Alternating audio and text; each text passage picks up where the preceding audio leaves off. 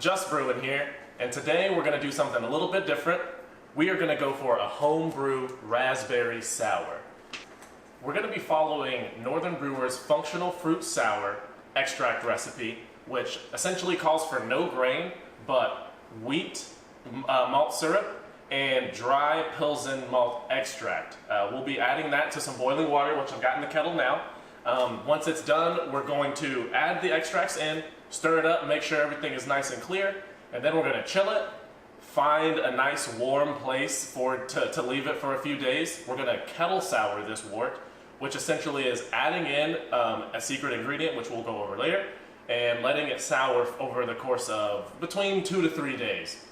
Really, it's just a matter of getting it to your preferred sourness. Here, we're probably going to get it a little bit more sour, so you may not see me in for another 3 or so days after this. Let's go ahead and get right into it.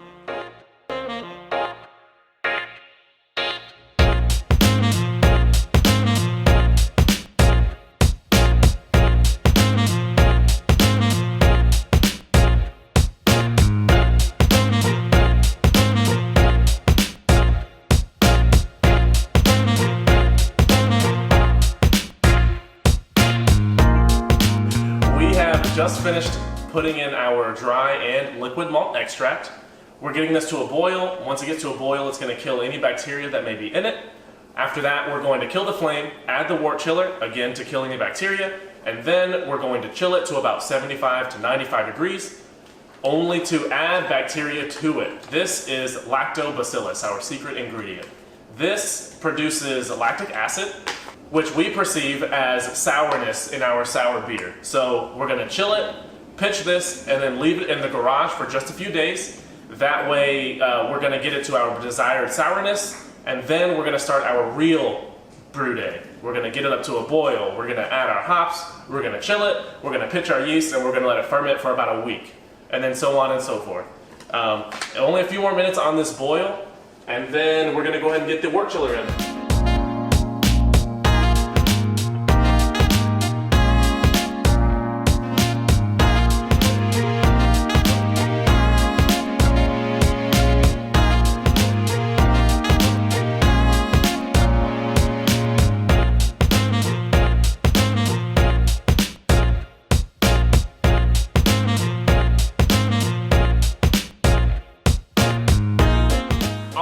So, now that we have pitched our lactobacillus, we've gotten our wort down to the right temperature.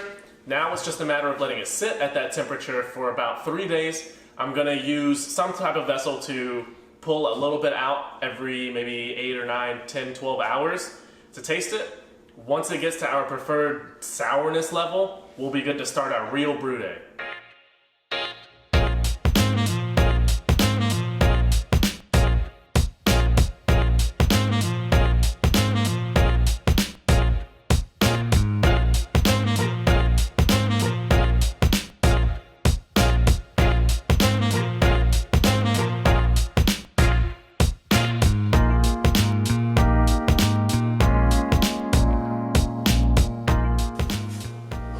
Alright, it's been a few days since we started fermenting our kettle raspberry sour.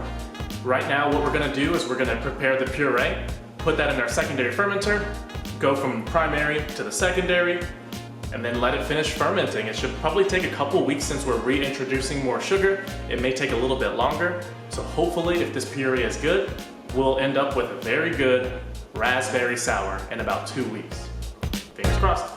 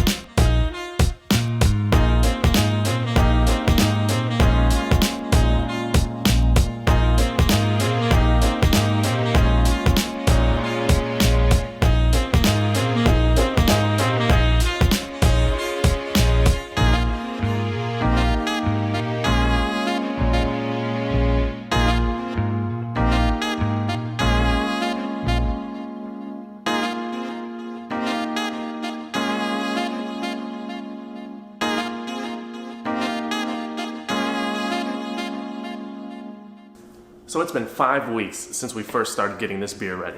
The first step was getting the wort ready so that we could pitch our lactobacillus. The second step was the real brew day, so getting it to a boil, throwing in our hops, pitching our yeast.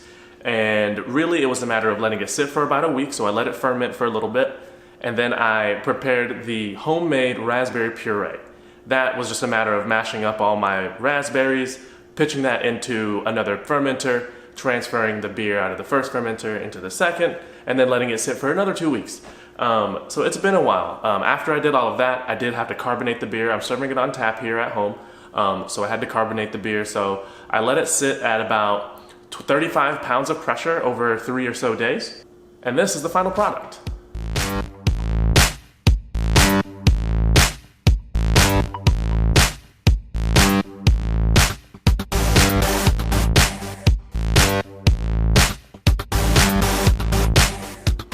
A nice, crisp, sour raspberry beer.